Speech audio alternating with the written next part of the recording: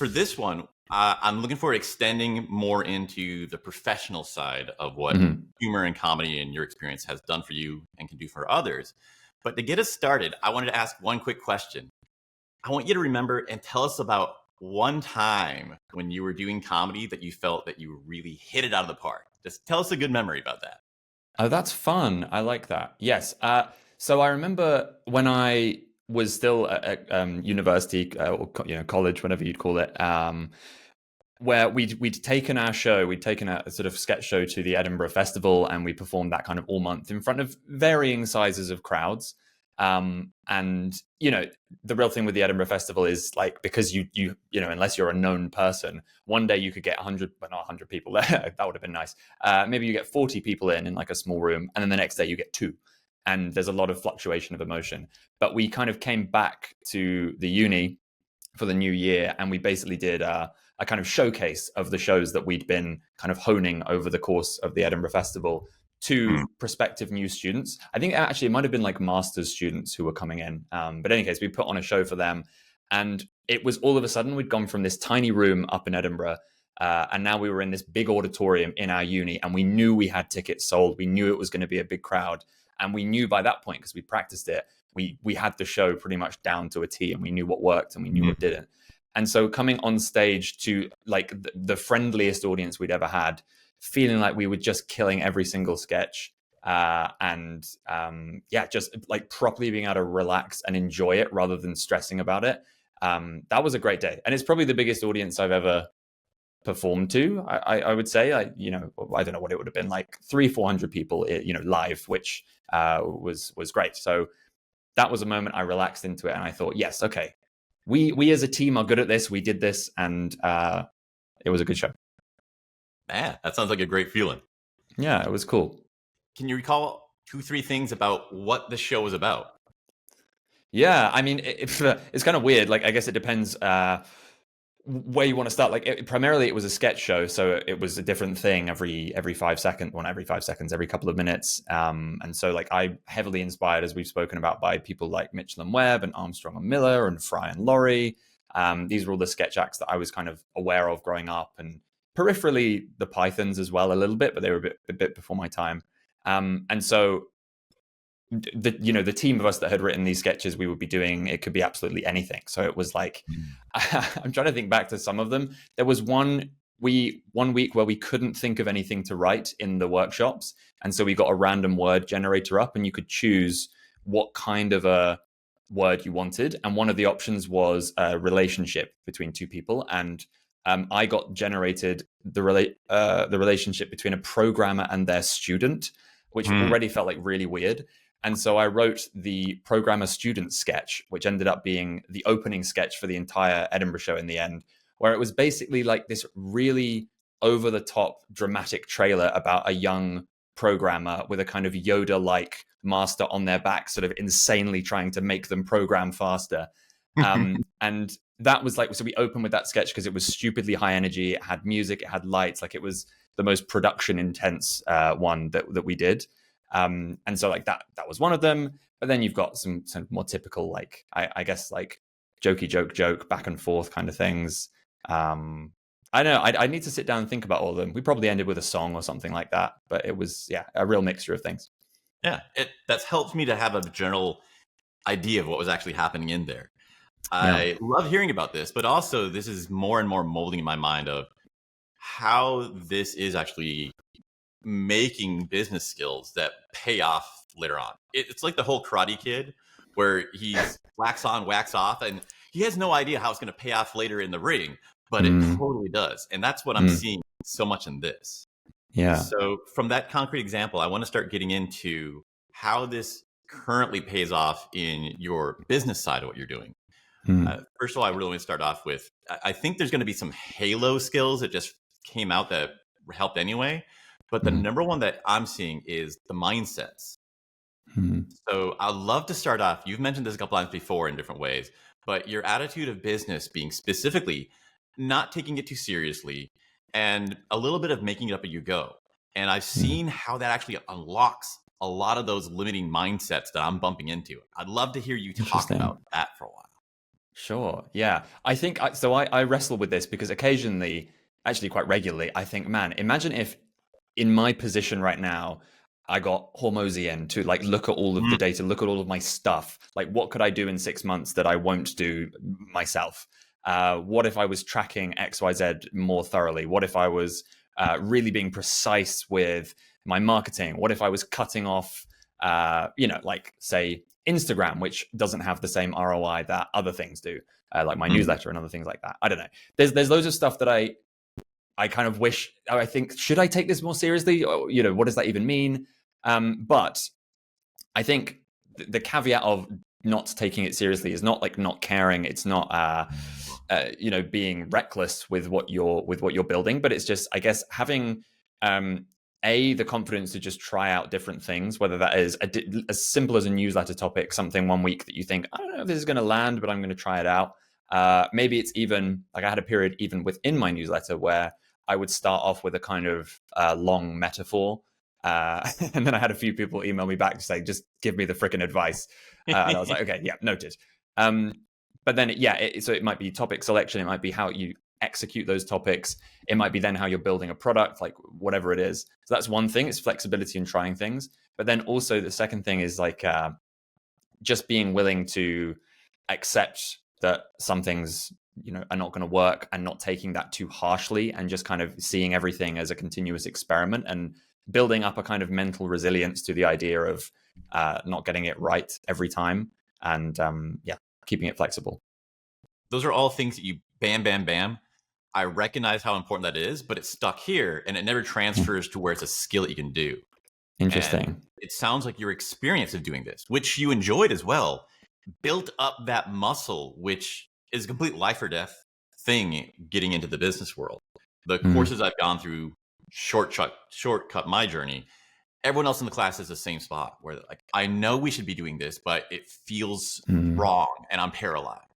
Yeah, it's true. I think a lot of the time with that sort of thing, it's like it helps to, for me, almost imagine there's no audience there. So there's always the balance with this, right? And I know we don't want to just like do completely random stuff that is going to wreck the business immediately. But I still, like, if I'm experimenting with something in my newsletter, I might have that feeling of, oh, I know I should really do this way. But I think I can't conceive of the idea of thousands of people opening it. Like, that doesn't yet feel real to me, in the way that when faced with an audience, there's maybe more of a sense of, okay, I got to be smart about what I say here. I can't take a risk with the way I deliver this line, or I shouldn't ad lib too much in case I throw my partner off and then that messes us up in front of everyone. But something about that separation between, me writing something and then it being sent to thousands of people, I think it just makes me more able to ignore the, oh, I should do this or I shouldn't do this thing. I just kind of follow my gut, follow my instincts, and just want to try stuff out. You have that both sides. So it's a lever you can pull. Obviously, like you're saying, you don't want to do too off the rails, but you're in control of it. You're deciding, I think this is the right amount of order and chaos together, where it's not, I'm stuck with it always on order, or I'm stuck always on chaos, and never being able to adjust that. Yeah, exactly. Every situation I'm running into new, it seems to be that, where, okay, I'm trying to do this direct marketing thing right now, and I could really screw a lot of relationships if I do that horribly. And each one requires a different level. So you coming in with that ability of, okay, what's the right way for this crowd, for that crowd? And it's really impressive of a skill. And, when you talk about it, it's like, oh yeah, we did that for the next show. Yeah. It's hard, really, because I feel like it's quite annoying to be given advice. It's like, just be yourself, just try things out, see what happens, and kind of iterate. But like, really, I think it can come down to it being as simple as that, and obviously that will look completely different for different people. But I think also the more time, I can't remember if this came up in our first conversation, but the more times you do just try stuff and see that even when it goes wrong, you don't die and you don't go bankrupt, and like the more reps you get in, the more your brain kind of adjusts to like, oh no, I felt like this before and it was fine. And honestly, the number of times, it's quite sad. I was looking back, I was tracking almost mentally all the kind of events in my life over the last 3 years, and kind of like being in Like me and my partner, we did 2 months in Europe, just kind of, living abroad and working there. And I like certain key moments there. The presiding emotion was, oh man, I'm kind of stressed out about money and like this thing that I'm working on. Right? Like the course, is the course going to do well? Am I wasting my time? I'm stressing out. And then I think back to multiple moments since then. And it's almost easier to pick the times when I was stressing about whether things were going right and whether money was going to be a problem, like more often than when I wasn't, which is really sad. But I think that is starting to unravel a little bit as, again, time goes by. The more times you think, hang on, I felt like this before about stressing about finances. I felt like this before stressing about building a new product. I felt like this before stressing about performing a sketch for the first time in front of an audience of people and it not going well. And you start to learn, okay, even if it doesn't go well, whatever, you can just move past it and you try again. So yeah, getting those reps in kind of trains your brain to deal with that, I think. I don't know if you feel similar, if you've experienced that. Yeah, I'm coming from a different path than going through comedy. I actually think that's probably a better training because it sounds completely terrifying. But for example, writing was the most recent thing I've been learning, which I've been studying with you. And I would get very stressed out. I've said before, it's so painful to learn. But when I do that, I remember how stressed I felt when I was learning to edit. And I remember getting through that. So even though it feels just as hard here, I know I'm going to get through this. And that muscle started to build up. And similarly, when I started with this direct marketing, that was very scary. And it was, I just recognize this feeling. We get through that every time. Yeah, it's true. Yeah, I really, really like that. And I think I've applied that throughout my life to so many things. I remember doing it when I was still studying with essays and exams and things. And then, like I say, you apply it with money, you apply it with new ideas, you apply it with kind of anything, except for sort of, the really exceptional events in life that might only happen 2 or 3 times. And most of the time you can find a precedent for the thing you're currently doing in the past. And the fact that you're sat there worrying about it proves that you got through it last time. So it'll probably be fine. One thing I wanted to ask you is, are there any things like that you still run into where you feel like, oh crap, this is terrifying? Because from my perspective, if you're doing comedy on stage, there's not much that could scare you after that. Are there still remaining things you run into? Yeah, I guess like you said, when you're learning any new skill, whether it's direct marketing or whether it's writing or whatever, I think for the first 2.5 years that I was doing the YouTube thing, and I started offering consulting a little earlier than I think I felt confident to do it. And so I think I was kind of a little bit behind the 8 ball from the start, where I was almost predisposed to thinking that I do not deserve to be paid to for an hour of my time, kind of thing, or it's not worth what I'm charging, or like all of these things that get into your head. And so that stuck with me for definitely the first couple of years. And so anytime I'd have a call in the calendar, like I was saying beforehand, calls like this, I really look forward to. Any kind of podcasts are normally really fun. But anytime it was consulting, anytime it was in exchange for money, it kind of flips how it feels in your head. And suddenly I'd be like, I'm such an imposter. This isn't going to work. The call would start, and it isn't even like I'd really ease up once the call began. I would just be stressing and kind of almost second guessing their expression. Like, does that little flick of the eye mean, gosh, the last 5 minutes weren't worth the 50 bucks that I just paid for it or whatever. So that definitely persisted. But again, with the experience of time, with the ability to look back on that now a year later from when I last consulted to now when I've just started consulting again, that feeling has mostly gone, because now I have this kind of track record of things where I thought you felt like that really badly every single time you were on a call, and it still went fine. People have like rebooked to talk to you again. And so, it just kind of, it eases up after that. So is there anything left? You've done that. You got mostly used to it. Is there any other things that you could go into that would be intimidating, scary to do? Yeah, I'm sure. So, I mean, here's to like clarify this. As in terms of comedy, I think probably the biggest room that I ever got to perform in front of was like 400 people. I think the auditorium had like a 500 capacity, and it was like not totally full. It was cool. It was very cool. And so like for a while, that's what I thought I was going to be doing, or at least that was I was absolutely hell bent on doing that before anything else. And honestly, like, absolute dream life would still be if I could do something like that. It wouldn't be, I guess, stand up in front of an audience. Like, I'm not a stand up comedian. It's much more about characters and things like that. But I imagine if I had like my dream sketch show that got commissioned, and like the evening that was premiering for the first time on actual TV or something like that. And thinking about what would my comedy heroes think about it, what would the reviewers think about it, all of that. I never got to that stage where I was at any risk of getting a review from a reputable popular newspaper, or having a popular comedian see it. So I kind of avoided that, but that would absolutely terrify me. That would that would take me out. Okay. Yeah.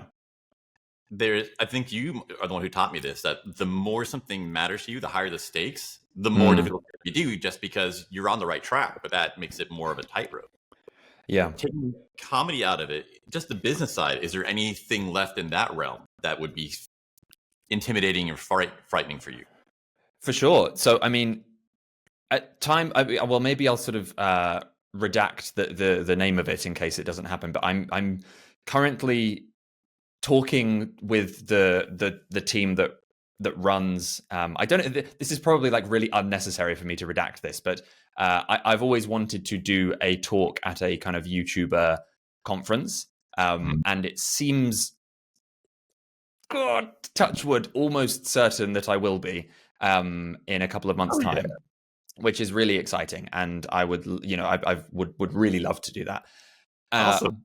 Which, yeah, thank you, dude. Yeah, I'm very excited if it happens, but also that massively intimidates me, because I think that's where I don't have a lot of experience doing, like, almost combining the like calls like this, one-to-one calls about YouTube, with the on-stage live performance element.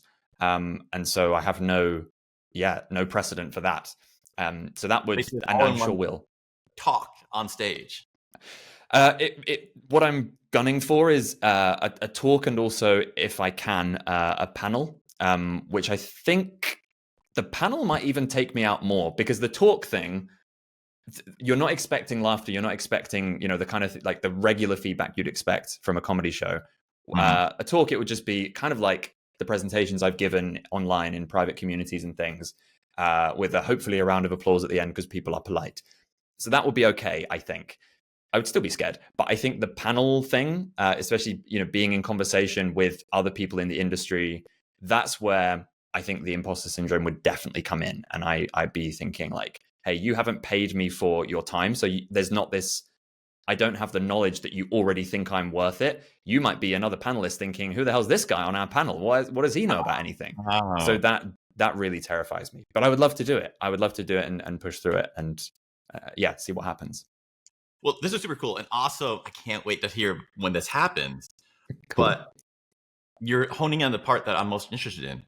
You are clearly, this is intimidating, difficult, scary, but you have equal parts of excitement running to it. What do you think makes you feel that? Because that's something people get stuck on, where they go, this is great, I would love to do it, but it's too scared, so I won't. What's making you enthusiastic to run into the fire? Yeah, that's true. Well, I suppose, maybe that actually shows the kind of the error in my way of thinking just a moment ago, is even without the exact precedent for something like that, I know that anytime, like anything, right? It's something that's difficult. When you push through it, it's rare, unless it's like a tragedy, like a bereavement or something. Obviously, that's not a thing that you sort of is nice on the other side, particularly. But something that is scary and hard, it's rare that you push through that and then come out the other side thinking that was a complete mistake. I wish I'd never tested myself. And also, like, more business. Hopefully that would be nice, because I'll get in front of people I've never got to meet before. Hopefully get on the radar of brands and things like that have never met me before, never heard of me. So it's just an exciting personal opportunity and business opportunity. Okay, so this is one of those core marks of someone who's in it, an actual entrepreneur, is that feeling that you're describing, where I just know, even though it's going to be hard, good's going to come out the other side. And you don't feel that until you've gotten through the door a couple times. So that, I think, is one of those huge things that you got through your comedy experience. I keep coming back to it. It seems like doing that comedy was a high level of stakes, very difficult, but you had so much fun and love pulling you into it that it got you over that hump to kind of force you to master that mindset skill of, this is terrifying, but it's amazing every time I've done it. You're like, you got a love to pull you through the first time to see. Yeah, that's really true. And I think, honestly, I think that might be another reason why there's a lot of excitement for doing something like this, is because I feel like even in a context, like especially in a context where I'm not expected to make people laugh, it feels, and especially with this accent in the US, it's a cheat code that works almost every time. Like people are just naturally, it's not even a cliche. I thought it was a cliche, but the number of times people are like, damn, I love that accent. I'm like, cool, like I'm just talking, but it feels like it's so free unfair. points. Yeah, it's really unfair. So having that on my side, plus thinking like, just knowing that from experience, if I'm on stage and if I lose track of where I'm at or I start to fall apart, I kind of, in most scenarios, back myself now to kind of riff my way through it. Like the improv really, really helped with that. Every night going on stage, not knowing what was going to happen at all, but just kind of relying on the soft skills to connect the dots in moments where things might feel a bit shaky. I feel like I've got that on my side for a live talk, even in front of the industry that I'm trying to like actively impress. You know what I mean? Yeah. And this has kind of built up your momentum, your resilience to see. And everyone that I keep hearing from is the person who succeeds in the business isn't the one who goes the fastest. It's the one who can stick with it the longest. So this could be one other path that people can get extra endurance for their entrepreneurial journey. And one thing I wanted to pivot to, though, is there's always the goal of be the dumbest person in the room. Are you familiar with this concept? It's faint. I've heard the phrase, but I guess I've not thought it through. Just generally, if you're the smartest person in the room, you're not learning anything. And if you want your business to grow or your skills to grow, well, you're stuck. So you should always be the dumbest person in the room. Okay, and the immediate question becomes, great, you're going to learn so much. Maybe I'm a little embarrassed, but why would anyone have you in the room if you're the dumbest one there? If you are fun to be around, I've seen this so many times that like we have no idea why he is here, what he's going to contribute, but we love having him around, so it doesn't cost us anything. Have him in, and you're like just soaking up all the knowledge around you. Yeah, I think that's so between fun. your background, I think you have an advantage of getting into rooms and be able to learn from other mentors. When you go to your next conference, I bet you're going to just be able to network even more with people higher levels of where you are than if you hadn't had this background you have. Maybe so. Yeah, I guess it's hard to know, but I think you're right. It's hard to know kind of once you reach a point in your life where you're like, where does this particular % of my personality come from? But I think it seems reasonable to assume, any kind of performance-based thing, comedy-based thing, difficulty-based thing, and pushing through that, I think. I think for sure. It's so hard, but because like, in the same breath, right? When I was at this conference last year, I spotted the guy who runs it, like just walking around, and just no thought. I just went straight up to him and we shook hands. And that is how the conversation this year about potentially being on it, started. And without that decision, it wouldn't have happened. And yet at the same time, on the last night of the conference last year, I wrote a newsletter about this actually, and maybe you'll have seen that. But I'm going to keep redacting all the names in case it now gives away what I'm talking about. But I saw basically shall we say, the poster boy of the event. So like not the person who runs it, but the person who's on all the marketing or whatever. I saw him kicking around, and he was the one person that actually said to my friends beforehand, like during these 3 days, that would be the one guy I would love to speak to. And I completely bottled it. And I was just like not going over. And it was only my friend like put his hand firmly on my shoulder. And he was like, no, this is the one guy you said you wanted to get over there. And he shoved me over there. And as a result of that, we ended up working together. And that's been, really good for other parts of my business. So I'm trying to think what the takeaway there is, but it feels like as much as on one hand, that stuff really helps. The performance stuff, it helps you feel more confident. It helps you get into more rooms. There is still sometimes a weird limit where it's like, oh no, I still feel insufficient to go up to this person or to try this thing. So I'm curious why that happened. I don't know why that happened, but I'm glad my friend gave me a kick. First of all, amazing wingman. Glad you have him. Yeah, what a guy.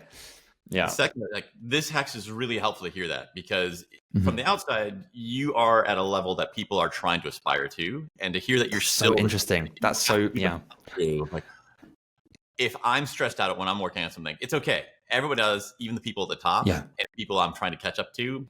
Just keep going through it. Yeah, for sure. Like so right now, I know before either of these conversations, I sent you a bunch of like sketch comedians that I really liked, and actually, I mentioned earlier, Mitchell and Webb are kind of probably the key influence for me. They actually have a sketch show that's coming back after 15 years, and it's like it's coming out this Friday. I'm so excited.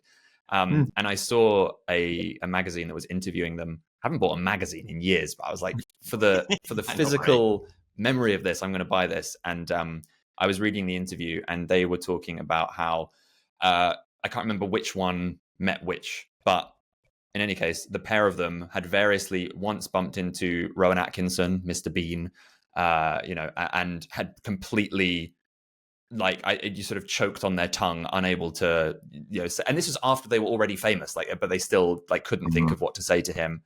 And the other of Mitchell and Webb bumped into one of the Monty Python group, and I can't remember who it was. But in any case, same thing. I think he said he kind of rudely didn't ask him back how he was when he had asked him, "How are you?" And he just sort of said nothing. Was like, "Fine."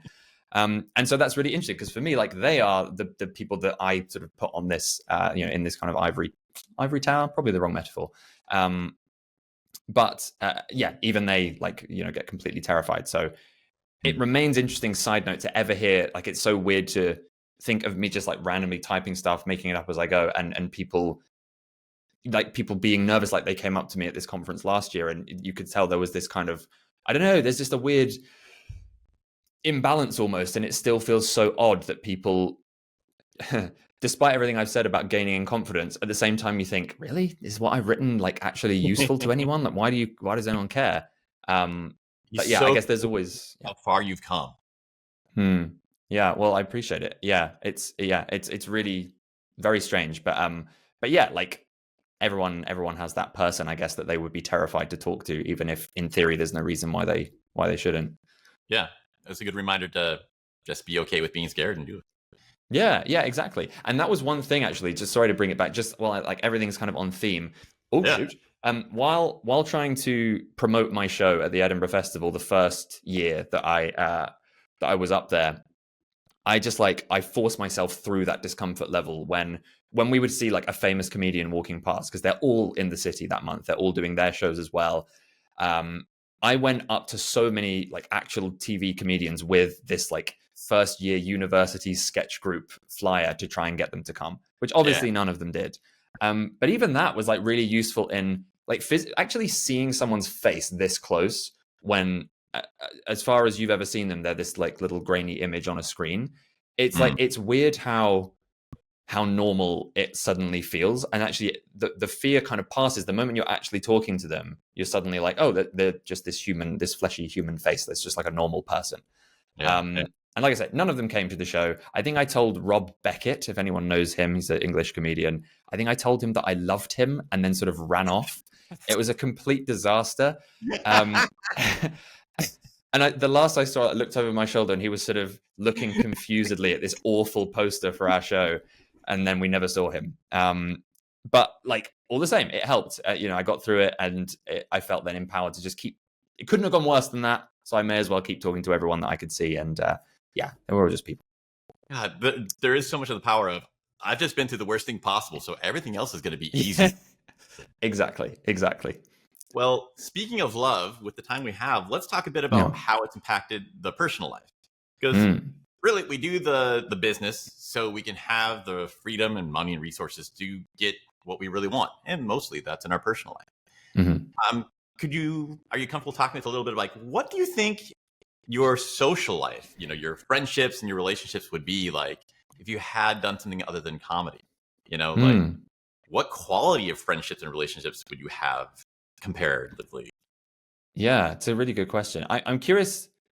I'm actually really curious to hear how you feel, like, since you've started thinking about this more. And I know, you, like you say, from a STEM background where traditionally, like, people are less, I don't know, less likely to be a bit more out there and to kind of risk like throwing out a joke, and I don't know, sort of, on the social side, like everything you were saying in the last conversation. But I think for me, like, my comedy partner that I met at uni, we're still really good friends, and uh, you know, there's very few people that you build such a specific and close relationship with than someone that you've like looked firmly in the eye at a moment where you've both completely forgotten your lines, and you've got an audience right there waiting, and you're literally just looking at each other like, what are we gonna do? And almost wordlessly, you have to help each other out of that situation. And sorry, I'm flicking back and forth. After saying at the start that the gray sky was not going to change, it's now like bright gray to dark gray. But we'll go with this. So in terms of that particular relationship, that forged something that is really, really specific, and that I'm very, very grateful for. And in some capacity, I would love to continue doing what we did together going forwards. But then, yeah, more broadly, like, most of my friends that I have today are from that group that we either like were in shows together, or we were part of the team putting them on. Most of them are still London based, and so it's a little bit harder for me to see them as regularly as I would like. But yeah, we're still, I would think of them as like my main kind of group of friends. But then outside of that, like, as I referenced, we no longer live in London. We've moved to a new place, and for me, I think I don't really get nervous about meeting new people anymore, because I just trust that I don't know. I guess I assume that people are going to be good and nice, and that if I'm conveying myself in a way that I know generally has worked up until this point, and that I'm being receptive, and that I'm trying to lighten the mood with some humor and trying to relax people that way, I hope and trust that it will go mostly okay.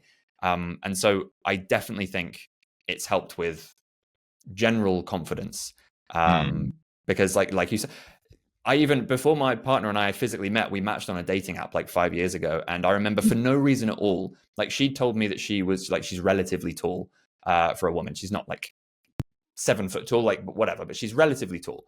And I remember, for no reason, like, I don't know, an hour before we were meeting up, I was like, oh, by the way, I hope this won't be a problem, but I'm like, I don't know, 5'1" or something.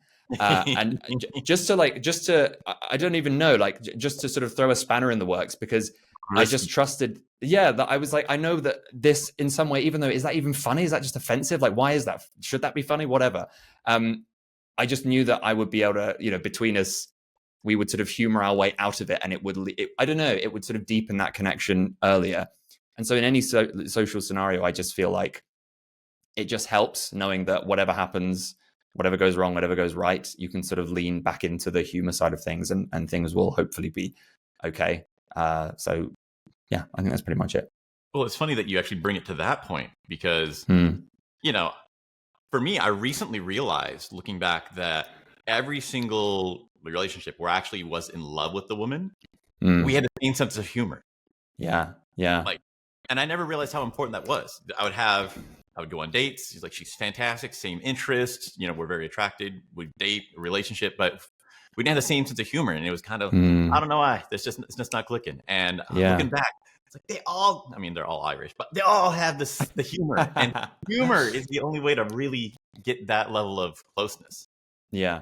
And I think it's like, we had some friends over this weekend to stay, and a couple of times when we were just my partner and I in the kitchen, like, sorting the food out and whatever, we'd devolve back into our kind of absolute truest selves. And then I'd suddenly think, my friends are only in the next room. This must sound insane. And you almost forget the kind of the language that you build up between you that's really, really particular. And like, I even, on our first ever date, I'd gone to the bathroom, and when I came back to sit down at the restaurant, this is like still, an hour and a half after we've ever met for the first time. And what I love, that she risked it, and that she like looked me straight in the face and said, were you in there thinking of things to ask me? Or like, were you in there thinking of things to talk about, like conversation topics, which I had been, because I was stressing out. And I thought, for you to risk like laying the meta of this interaction on the table, and risk the level of awkwardness that could lead to, it took me out. I absolutely lost my mind. I thought it was so funny. And I mean, I guess it's easy in retrospect to be like, and that was the moment. But I just loved it. I thought that is so risky. I can't believe you did that. I love it. And yeah, like we have had the same sense of humor pretty much ever since. So yeah, I think you're totally right about that. On top of just having the good sense of humor, that what you're talking about right there, having the willingness to go for it, is such, a beautiful quality in themselves. I keep thinking this one time I was at the gym and I remember, I forget what I said, but apparently it was horrific. And the woman I was talking to just had this look to immediate just confusion, because it was so clear that I was trying to make a joke and I was trying I want you to have a good time. That attitude thing. And we ended up having a great chat and we're kind of decent friends now. Where cool. Whatever crap I said, it was like, doesn't matter, just because you're going for it, you're trying to share and have fun, and like, okay, this guy's going to be fun to talk with, whether it's you smoothed it out between the two of you. Nice. So I'm seeing that a lot in friendships as well. This is not the only great thing in the world, but I think this is a big part of where we get our meaning in life. And my experience in high school and college with my science friends, we'd hang out and be like, we like each other, but we are bored. And when podcasts finally came out, like, what the crap is going on? These people are still science people like us, but this is very interesting. What's the difference between them and us? And couldn't figure it out for till much later. Like, they had a sense of humor. One guy was actually an improv comedian in his off time. And I think sincerely, there's a different level of how much closeness and how much joy you get out of the very same people that you can get if you actually have some more of this comedic training that you put together. You can enrich the relationships you have. Yeah, I think so. I agree. I think it allows you, especially in the UK, where we're really, I guess, like the stereotype is we're more repressed and we're less good at talking about our feelings. And certainly my partner's European side of the family, they're much more expressive. They can actually like say what they're thinking, which is just so nice to see after a lifetime of not doing that. But I think the ability to know that you can fall back on humor in some way, I think does allow you to visit topics that are a bit heavier and actually will deepen that connection, because you know that it's not just going to be heavy, and it's not like you need to say like, okay, we're going to talk about this, we also have to tell jokes. But I think it allows those moments of levity to balance out a deeper conversation. Do you know what I mean? That is brilliant. It allows safety net to be able to explore more of the difficult topics, allow you to actually really get to know each other, not just surface level. I think so. And I'm sure that would be the same even if it was like a tense political discussion. If you know that you're both trying to be fair in that conversation, and you're both willing to I suppose use humor honestly and not use it in a kind of mocking way to like put the other person down or belittle their opinion. If you can kind of laugh at yourself almost in a conversation like that, I think that's where you might actually hear each other more, because you know that you're both there with the best of intentions. So I mean, it's a powerful tool, I suppose. Yeah, I love that. It's a way to just have a constant reminder that we have good intentions. We're on the same team. So you can get to like the more challenging stuff. That's great. This has been very. I'm enjoying these conversations. It's making me think in different ways. Yeah. Well, with the time we have, let's wrap up there.